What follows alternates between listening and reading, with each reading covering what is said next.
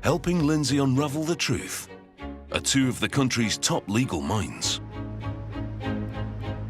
Jeremy Dean QC is a defence lawyer with over 30 years at the criminal bar, specialising in murder cases.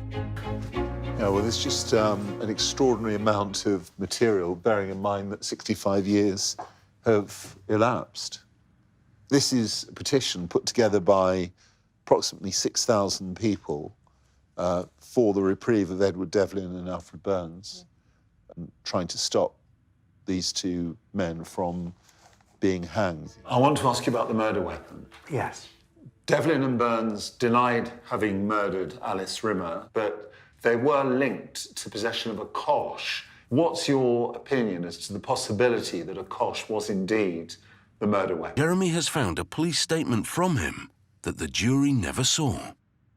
Let me start with the witness, George McLaughlin. What is astonishing when you look at these files is that McLaughlin had in fact named someone completely different when he first talked about this murder. He named someone called Dutton.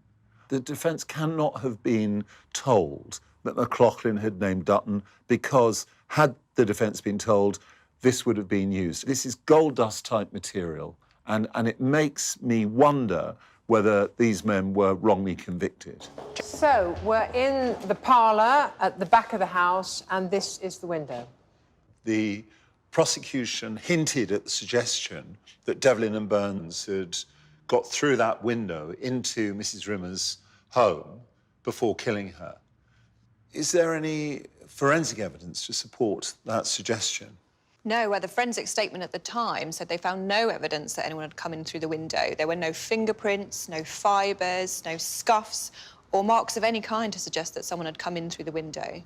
Your Honour, my final submission is my most important. It relies on the fact that decades after Mr. Devlin and Mr. Burns were executed, the Court of Appeal found that the senior investigating officer, Herbert Balmer, had lied and concealed evidence in another case, the Cameo Cinema murders, which occurred shortly before this case.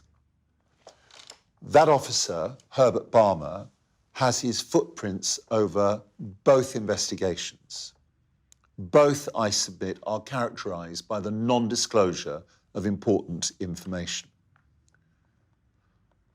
It's my submission that this new material fundamentally supports the proposition that the defendants were wrongly convicted and might well, in those circumstances, have been unjustly executed.